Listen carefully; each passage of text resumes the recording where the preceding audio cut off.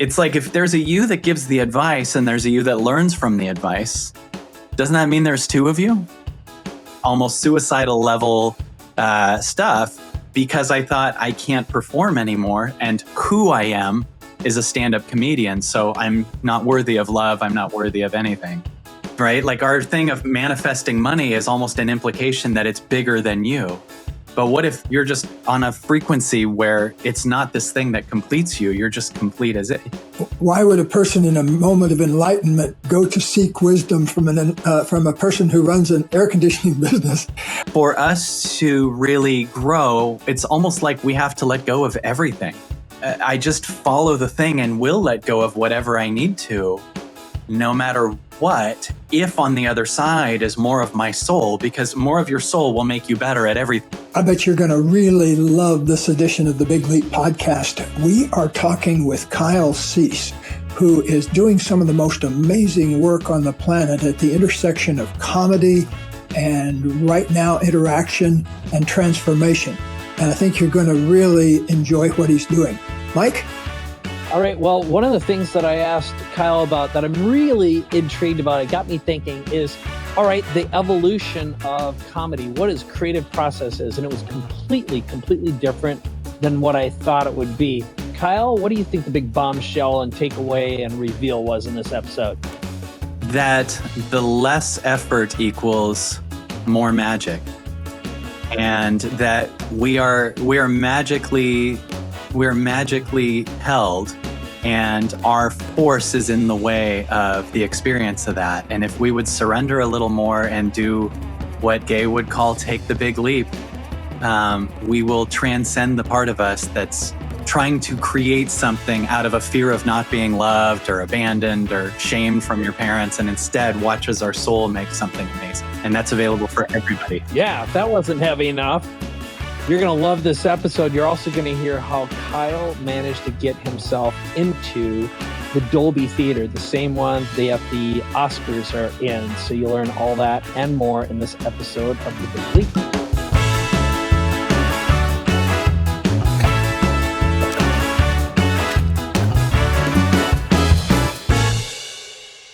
Welcome to the Big Leaf Podcast. This is Gay Hendricks, along with my sidekick, Mike Koenigs. Hi, Mike. Hey, it was awesome. Been looking forward to this. I think the pre-show was awesome, so hopefully we can continue in the hilarity.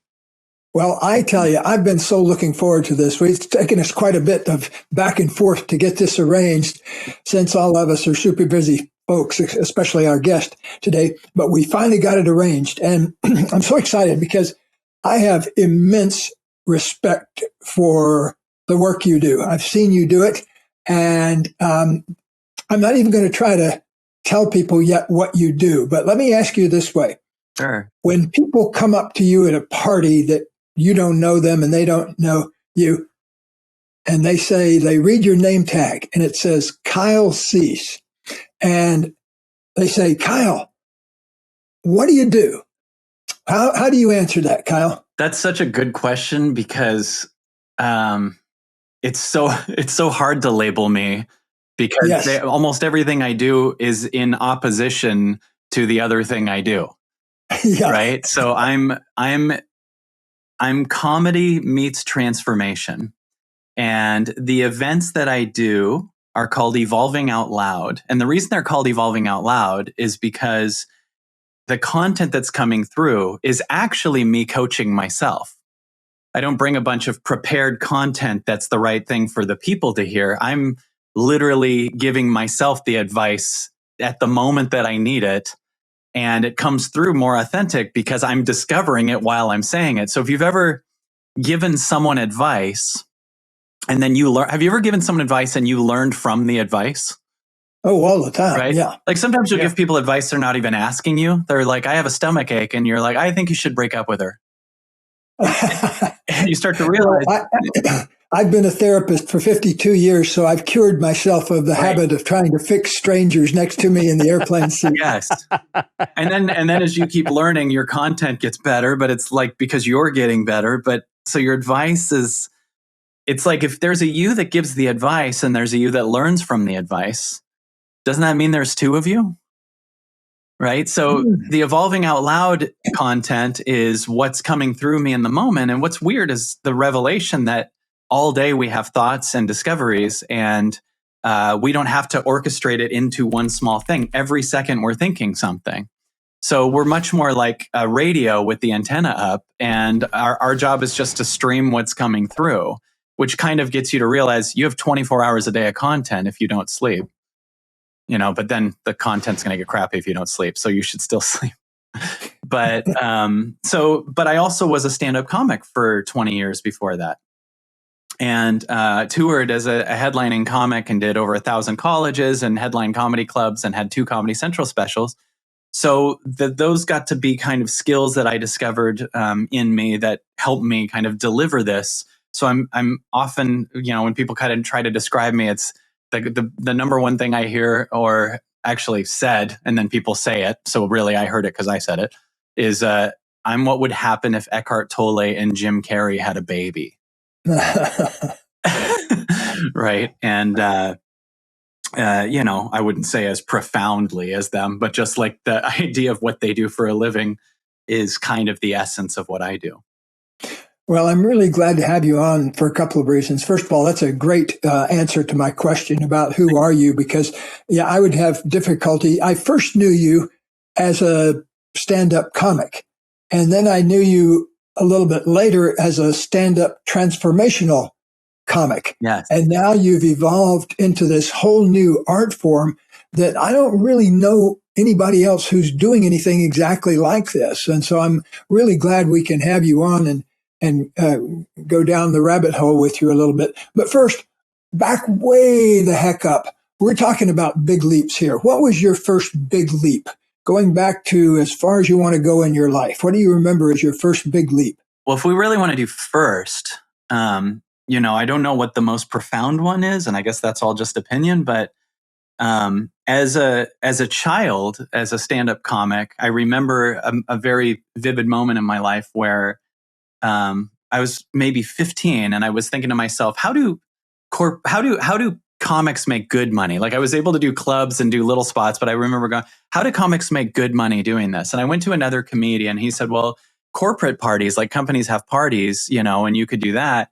And I remember, and he goes, you're probably too young though.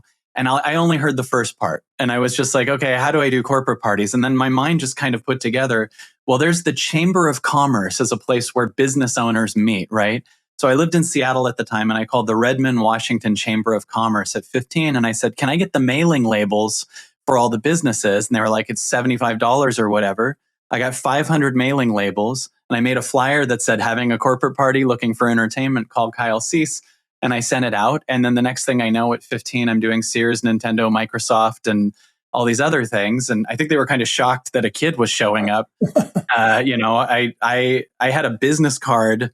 I also did impressions at the time. And I had a business card that said, finally, a good Julia Child impression at an affordable price, which I now look at as funnier than then. Like everyone's scrambling to find a good Julia Child impression, and they're just so expensive. But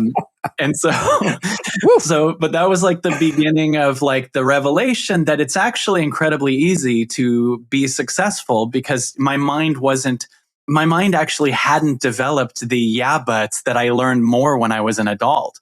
I was just so second nature about how easy this was. And my, everything was just factual that it would work.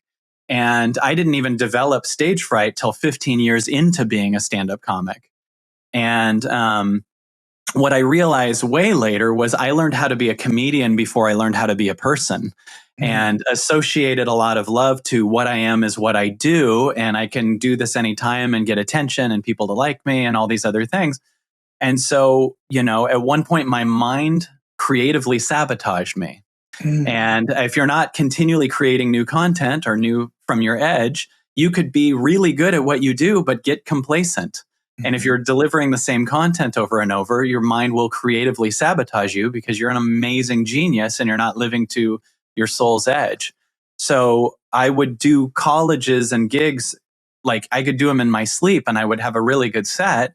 And my mind one day was really bored, and I thought, what if you think about it enough if you could make yourself faint? And then this new thought came in, you can't not think about something. And I got really scared that I would faint when I'm on stage, and it turned into full-blown stage fright, panic attacks, almost suicidal level stuff, because I thought I can't perform anymore. And who I am is a stand-up comedian. So I'm not worthy of love. I'm not worthy of anything. And so that was the beginning of me first learning how to change my circumstances, which is when I was in this really dark place, grabbing my first Tony Robbins book and going from basically suicidal anxiety to the first moment to shifting my thinking, the #1 Comedy Central special. And that was the Trojan horse into my transformation. It was great. I learned for years how to picture that you have the #1 special, how to be a great whatever. The next level of my shift was I started becoming this inspirational guy in the comedy scene. And I was getting attacked by people that didn't see what I was doing. And they just decided, because comics are very cynical. So I was getting, Kyle must be a scam artist. He's, the positive stuff he's doing is just fraud stuff. And comics started passing it around. And this was the next stage where I had to learn to let go of control. So the first stage was how to shift your thinking so you can control your circumstances. The next one is how to release control. And in doing so, you actually can release the energy in your body that's trying to control, that associates what you're trying to control. If it doesn't happen, you're going to feel the same trauma from your childhood, right? Like, I'm going to be abandoned or unloved or whatever. So that was the second stage where I learned to let go of control, and I kind of left a motivational stage and shifted to letting go of everything in my life that feels heavy. And then I just started vibrationally rising, because only a false me would keep these mediocre things in my life that didn't connect to my soul. So that started in 2010. And the way that it started was I announced to the public, I'm going to go raw vegan for 90 days. And I said, and if I eat anything cooked, might get on the island and burn the boats, as Tony would say. If I eat anything cooked, I'll give away $10,000. So this leveraged me to have to do this. Now, after 30 days, I was like, okay, I'm going to get so healthy. And I did. But what was really trippy was after that, someone walked by me with a hot dog, and all I smelled was chemicals and metal. And I learned I just changed my taste buds. So then I started going, I literally rewired my body to undo its addictions. And so I started going, what else feels heavy? So I said, how about no Facebook for a while? How about no dating for a while? And all of a sudden I felt this almost, it's a weird word to say, but ascension out of the habitual vest that I would wear that does these things. And a huge transformational moment in my life was it was in 2010, about day 45 of that, where I noticed I was about to go headline a comedy club. And I thought to myself, I don't want to go. And then I realized this is heavy. So I then developed this thing with my friend Diego, where we realized when you're letting go of something, the only reason you're stressing is because your mind can measure what you will lose, and it can't see what you'll gain. And this got really exciting, because whenever I felt something feels heavy in my life, if I let go of it, I'm stressing because I can see what I'll lose, but it's always replaced by a higher vibration thing. So I decided to quit my dream career of stand-up comedy. And I announced to the public I'm not going. And all of a sudden the next week I would have been headlining a comedy club for like $5,000. But instead I was now at a place where I'm even higher and bigger than my dream career. Like, it's not bigger than me, right? Like, our thing of manifesting money is almost an implication that it's bigger than you. But what if you're just on a frequency where it's not this thing that completes you? You're just complete as it. You won't believe how fast it comes to you then. Yeah. And so that week, I'll just finish this part of the story. That week, I would have been at a comedy club, and my body was like, what if we combine comedy and transformation? And I remember my ego kicking in and going, well, the way you want to do it, no one's ever done that. And then my soul was like, no one's ever done that. Like, what if you do that? And so I got my friend Diego, and we made 500 videos for the college bookers that I had done stand-up at by name, So I sat there for the week. Hey, this is for Diane Johnson at North Idaho University. This is for whatever. And then other comics were like, why are you making these videos? You could be headlining a club for $5,000. Well, like 100 of the colleges came back with a yes at a way higher price. And I made way more money. And then I had an agency that was really big that kept taking 10% of it, but didn't help me with it. And my mind could justify keeping them because they got me auditions. And I have a rule in my life. If I can justify keeping something in my life, I have to let go of it. Okay, that's good. Right? Because I'm a dad of a daughter who's amazing. And I've never said, well, she gets good medical, so I'll keep being her father. Or, what I do for a living, I don't explain myself. Right? But we all know what it's like to have a job we hate and go, well, it will give me a bonus later. Or this person was crappy to me, but they took me to a nice dinner once. That's your mind explaining why you're ignoring your soul. Mm-hmm. And so when I let go of that agency based on faith alone, the next week, Jim Carrey and Eckhart Tolle's company, Gate, called me and asked me to come perform at their event. I mean, the most Kyle Cease thing ever was they combined forces. And I did a set that was crazy. And then a bunch of producers were in the audience just offering me stuff. So once I let go of the agency that I needed to get the movies, all of a sudden the stuff just came to me. So I started getting, when you let go, it's foolproof. Every time you let go, you're only stressed because your mind can measure what you'll lose. It can't see what you'll gain. And then from that, unlimited content and understanding came through, and the healing of trauma.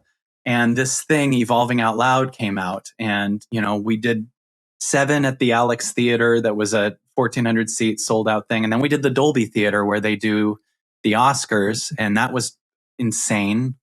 And 2 books. One was a New York Times bestseller. And it's all just unfolding, and there's no goal. It's just being present, Yeah. Well, it's a beautiful example too of what we talk about in The Big Leap.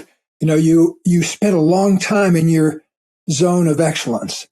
And then due to a whole bunch of influences, suddenly one day you broke through into your genius zone. And now you're allowing that genius zone to kind of make the decisions for you. And they take you into places where you wouldn't be able to get with your ego. There even seems to be less and less you. Yeah. Right? Because as you keep going up, the story of I is much more the yeah, but that considers the smaller story. Right? So, like, to give an example, I feel like we have 2 voices with everything, right? The first voice is always a feeling and an inspired thing that doesn't have an example of what will happen, right? So you could be like, what if I left this company right now? Or what if I asked that person out? Or what if we just went to Italy? It can't tell you why you should do that because you've never done that. But the feeling of the open possibility is a higher you talking to you. And whenever it shows up, you have a second you that comes up with a really stupid reason of why you shouldn't. Right? So the first you comes like, what if we left this company? And then the second reason is trying to keep your old story alive. And so it goes, yeah, but if we do, we won't get to go to the Cheesecake Factory party next week. And the first voice is like, dude, if you learn to listen to me, you'll own all the Cheesecake Factories in a month. And the second voice is like, yeah, but they have those Thai lettuce wraps. and I always think if you've ever stayed in a relationship you don't want to be in because you know that eventually the 2 of you are going to go camping, you know what I'm talking about. It's like, so the yeah, but is the old story and the calling is the true you. And the more you follow the calling, the more the old story dissolves. And there's less and less of a you that's based on your traumas from your childhood. And there's more and more of a you that's you. I remember that happening, the yeah, but happening when I was in my early 30s. One day I had a big enlightenment moment where I realized what I wanted my life to be about, my life purpose, and was to expand in love, creativity, and abundance every day as I inspire others to do the same. And this idea just got such a grip on me. And then I heard this voice say, but you could never make a living doing that. Right. And I realized that's my older brother's voice. He's very practical. He's an engineer, but he also, he runs an air conditioning and heating company. So when you really think about it, why would a person in a moment of enlightenment go to seek wisdom from a person who runs an air conditioning business? And so I had to kind of fight my way through all those voices. But that's why. And purge the story of I'm just his brother, right? Like the family unit. Yeah. And move from being the dad's kid or your brother's brother to God's kid, you know? Sorry to interrupt. No, that's absolutely the transition that had to happen. I've got two quick questions for you about from a creative perspective, which was from the moment, because I remember this going on, Kyle, when you made that shift from comedy, and I can't remember where I saw you. It was at maybe a Jack Canfield event or something like that. It could have been, I'm not sure. It was one of the first times. I mean, I saw you a bunch of times in a row and laughed my ass off. But when you made that shift from comedian to combination, how did your relationship with comedy shift? In other words, what comedy meant to you, and did it affect the way you write comedy? Because you've always done you're funny as hell. Thank you. Yeah, I mean, and very insightful, and you know how to work with an audience really, really well too. I mean, your adaptive capabilities are super impressive. And I know if I were looking at this, I'd be afraid as a comedian to lose my edge, my stage edge, if I made a shift over to something that required frankly, a different business model. Yeah. Well, the weird thing is, at first I did go through a phase for probably a year of being so much more excited of the transformational side that I did lose my comedy. And I was actually, it felt like that was fine, because I think that for us to really grow, it's almost like we have to let go of everything, you know, like, and just use what we need in that moment. I mean, a shift that I had in the last 2 years was right before an ayahuasca experience. I said, merge me with my soul, no matter what the cost. And quite a bit of things happened, including COVID the next week. And so I was like, did I do this? Is this a mirror of me? But like, that was the beginning of like the shutdown of my ability to tour and so many other things. And in return, I got to develop my business in my house and become a much more present father of a girl who's now 4.5 years old. So like, I gave up even my, not I gave up, it was forced on me, but there was a really big relief in there. I was about to do some huge tours, and I wonder if all of that hadn't happened, if I would just be this kind of, I needed the patterns to scramble and to let go of these things. And to answer your question about the comedy, I just remember shifting and feeling like this was the most important thing in the world to share. And I don't care how it's delivered. And I remember just going to Agape the first time and seeing Beckwith talk and just getting so much more excited about that and how it was aligning so much with my soul. And going through probably a year that wasn't comedic. I remember the first video I put out, it was called Wake Up, and it was me like waking up and talking. And then I was like, just wanted to be like Beckwith or Gay or Bob Proctor, and going through these phases, and then realizing the comedy's okay too. The comedy and transformation was, when I first did it, I was only seeing it as, when I go to colleges, I'll be comedic for 45 minutes and then give a message. And then it became one giant merging as I really got to get what my voice is. Cause I think we all go through this phase of like, this is now my voice. And it's not this. This is the answer to life. I'm a piano player, and then we still go, no, I'm an unfolding magical being, and nothing external is my purpose. They're all tools. And so it's why it's hard to label me when people say, what do I call you? I'm like, the now, an unfolding thing that is not defined.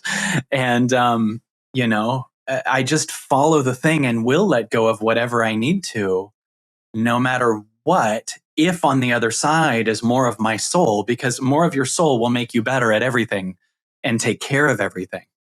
I'm right? curious about something practical about your work now. What's the nature of your preparation for what you do now? Because, in a way you could say you don't need any preparation for that. You just have to show up as present. But I'd be interested in your experience of it. I ironically, it is being in the moment as much as I can now. Like there isn't, like I've always believed in the last 10 years, the stage just makes you 2 feet higher. And one of the illusions we can get under as speakers is I am a speaker and that defines what I am. And it's the other way around. It's what I am here. And then the speaker, like there's no real starting point when you go on stage, where that's an illusion. And so you can bring such an authentic you by understanding that the real preparation is all of life. So it's very, very, I find that I'm in a place where when I'm making a video, if I already know what the talk is or the title is, I have a really hard time with it because it puts a foot in the now, that a bookmark that I have to do what I decided a couple minutes ago. But if I can go on with no expectation, I remember doing an event and right before I went on, they said, we need you to make it really funny. And I actually felt suddenly enslaved because I don't know what the hell's going to come through. And all of a sudden I'm not trusting God. I'm trusting what you want. And that was a big teaching lesson for me and an amazing evolution. Is like, I'm going to be what I am, And, but I always find like if I'm trying to make a video about a topic or even like any type of advertisement, like come see me at this event, I'm terrible at it because the unfolding of the moments. I have a story that's really trippy of a time that the universe ended up selling tickets to an event better than I ever could have with strategy. Like, so I was going to do an event at the Alex Theater, which was 1,400 seats. And it was a few days before that. And I had this calling in me, what if we did the Dolby Theater, which is 3,400 seats where they do the Oscars. Yeah. And I felt in my body this, I want to. We called the Dolby and found out it would cost like this crazy 6-figure number to rent it. They'd need a deposit that was like a huge chunk of money. And now I had the two choices. Like I want to do the Dolby Theater. It would expand my soul. And then I felt the yeah, but, right? And I just felt the two and said, let's do it. And when I stepped into the let's do it, the energy in my body changed from a guy who wants to do the Dolby Theater to a guy who does the Dolby Theater. And when I stepped on the stage 3 days later at the Alex Theater, the force that came through me, because I'm now someone who acclimates to doing a 3,400 seater, was so big that out of joy, I just mentioned we're doing the Dolby Theater. And out of nowhere, everyone in the audience started running to the back of the room, but we didn't have anyone there to sell anything. They were so excited by the fire that was talking that the audience left me in mid-talk to go buy something that we hadn't put for sale yet. And I had to call a stop to the talk, have my team run out there. And at the moment, there were 1,250 people in the room. We sold 1,700 tickets to the Dolby Theater. We sold 1,700 tickets to 1,250 people. So we had 130 or whatever % conversion with no strategy, because God has more strategy than anything we could figure out. That's one of those moments where you say, I might just be in the right line of work right about now. Yeah. Well, it's such a byproduct of you expanding your soul and not thinking. There was no mentality of how do I get more sales. It was the match to my leap, right? It was the match to the big leap. It was like, hey, I'm going to get the Dolby Theater, and we paid ourselves back that minute. And then it was very easy to fill the rest of the seats. So we made a huge profit. And then we made a video series out of it. That is a 2-day event that we sell for $20. And we just sell a ton of it to people, and it's paid for itself forever.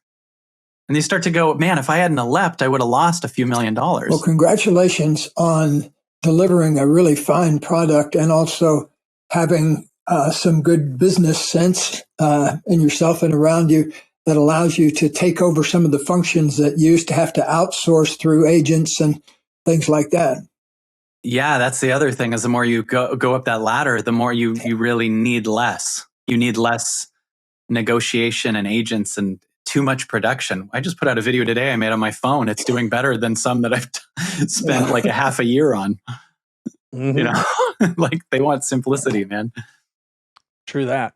Well, I've got one more creative question for you about just about your process, your joke writing process, because it's something like if I recently watched the Beatles' latest documentary on Disney. I think it's fantastic. Gay and I talked about it in the previous episode.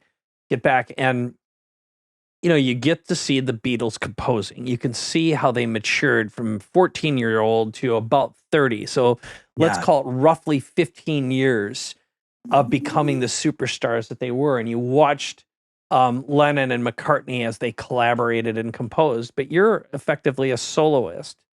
So can you walk us through your evolution as a joke writer, as a creative? Do you have a system? Do you have a discipline that you follow? Or let's pretend you had a show or you're putting something together. How do you do what you do right now? How have you evolved and become a better creator? So the best way I could answer that is, first of all, when I was 12 and had started stand-up, then I was like, I'm going to write some jokes. And then I went up and delivered the jokes that I had written or collaborated with funny friends and, put together and started. But what ended up really happening is I went up so much that most of the jokes that I ever said kind of wrote themselves spontaneously from going up so much. And there was a very little, I'm going to now write a joke. But I can tell you many, many, many times, if I'm just riffing with a friend and I'm funny, like right before we started, I know we were doing a couple things. It could be very like me in my 20s to just grab a recorder because it's the vibration of the joke in that moment. You know how you'll hear like a "you had to be there" moment like that? Like you'll say something so funny and then they're not there. That's because it's not the joke that's funny. It's the vibration of it. Like there are some jokes that are funny, but there's a reason why it was so hilarious in one moment. And then when you try to tell someone about it, they're not laughing. It's because we're under the illusion. The moment was what was so amazing that joke formed in. And it can be totally out of context in another moment because in that moment, new jokes are trying to form or new things or experiences. And that's the same with everything. You want to feel the same high from a past relationship now, but you're supposed to feel the low you're in now or whatever. And so in my 20s, I went up every night almost. Like I really did like so many colleges. I was constantly on the road. And I at one point would just be able to deliver. And then sometimes an accident would happen. Like I would misspeak and then develop material around the misspeak. And then later I would unpurposefully make an accident and then create that thing and create all these tangents. And so I started at one point just having a ton of material just because I went up so much. It was just a byproduct of going up so much. It was very rare. It did happen, but it was very rare that I'd be like, I'm going to write a joke because in those moments, it wasn't God. It was effort and force and thinking that, the ego can write it nearly as well. And, so I have this membership site right now and I speak on Sunday and I speak on Wednesday. And then I do a ton of one-on-ones too with people. And I find that so many amazing moments happen, whether they're transformational or funny.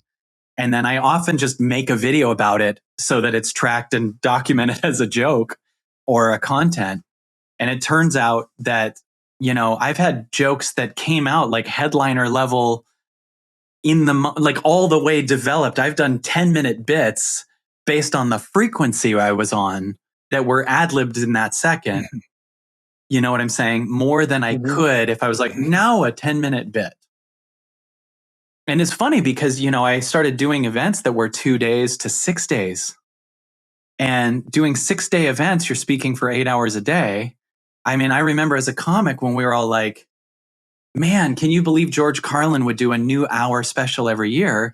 And then at one point I'm like, I just did 6 days, but it's not, but it's, it wasn't the same structure that he did that was incredible, but it was like, you start to realize if you undo all that pressure, you have unlimited, every person has crazy unlimited content.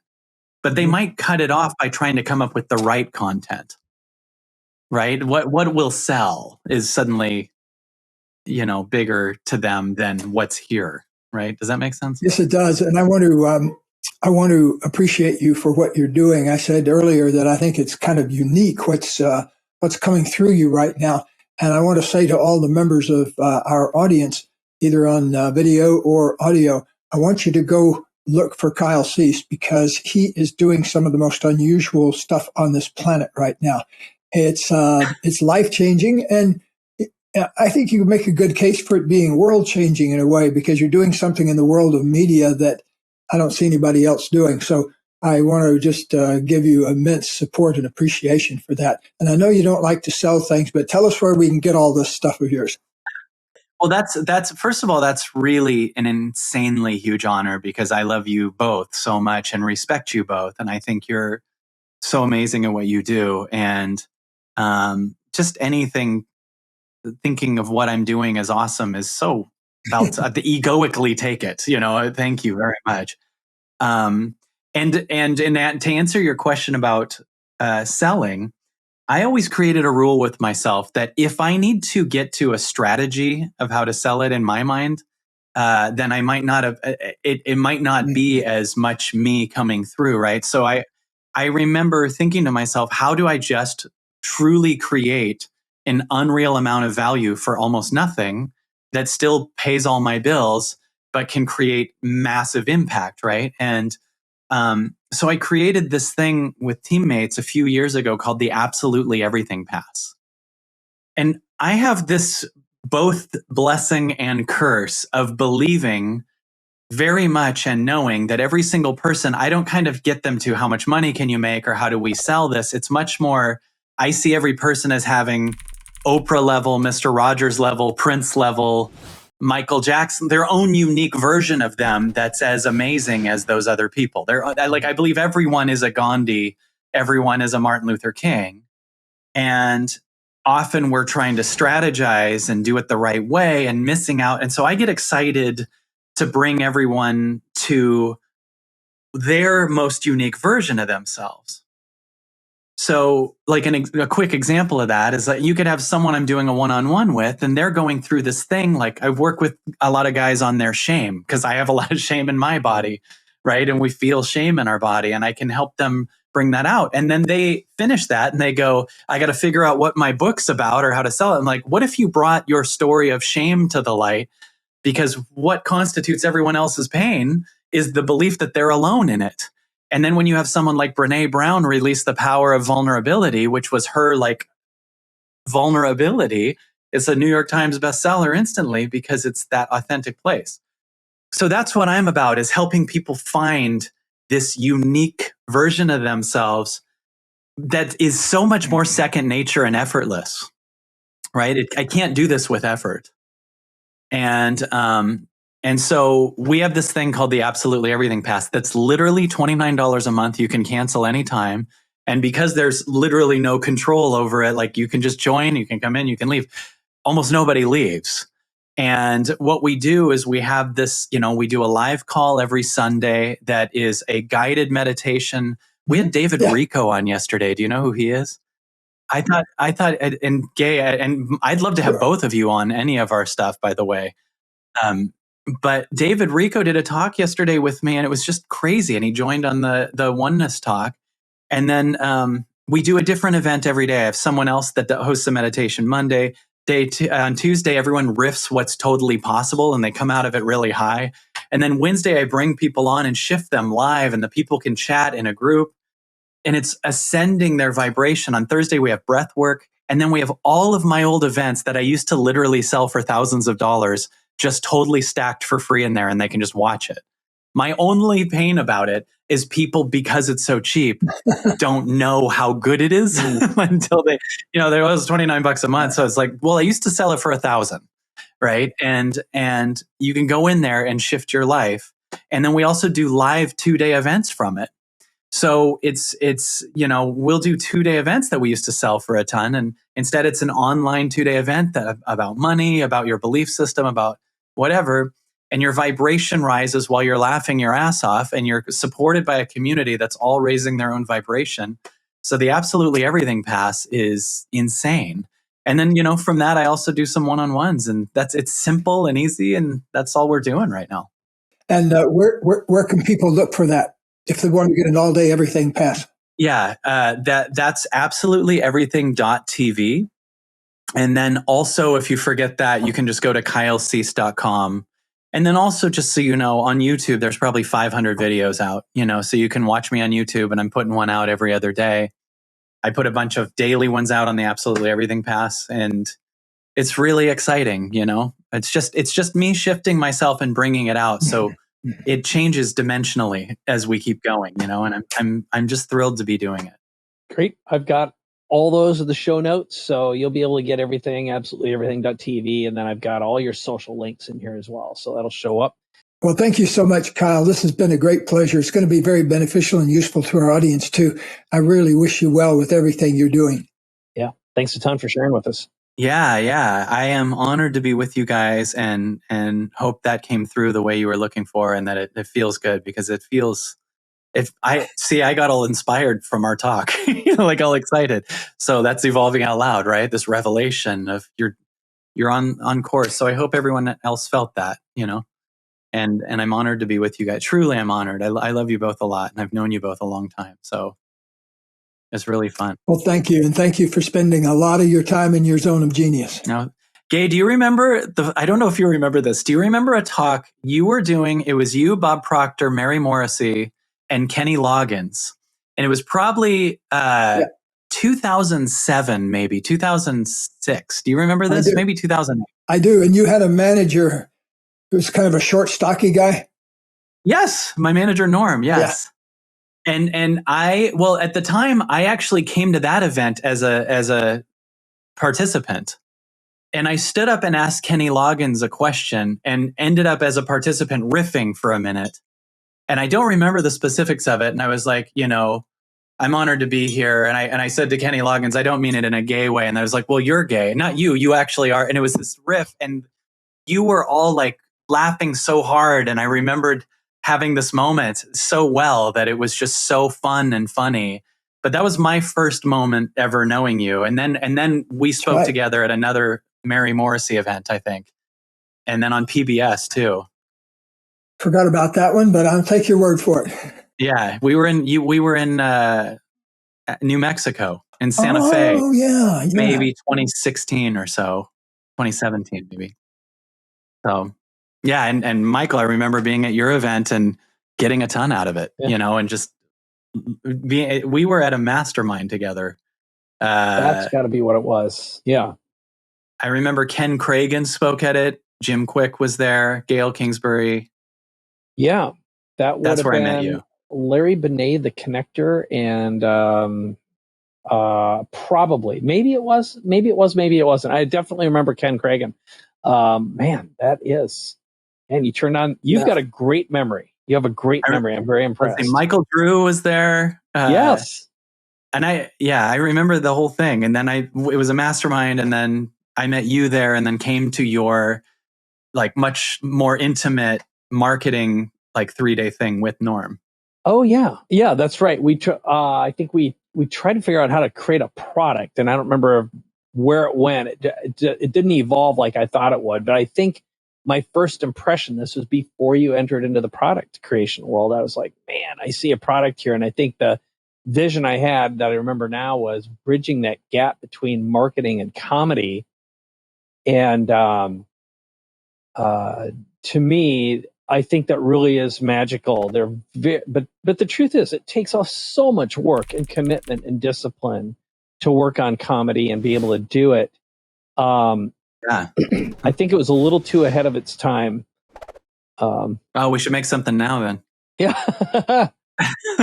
Well, let's have a conversation. I'm very intrigued. I think we had I did an interview with Roger Love not that long ago, and he's does voice stuff, and it's like the magic, but it just requires the discipline. So I'm always ears. All right, well, let's everyone You know where to go. Thanks for the update, and I like reminiscing as well.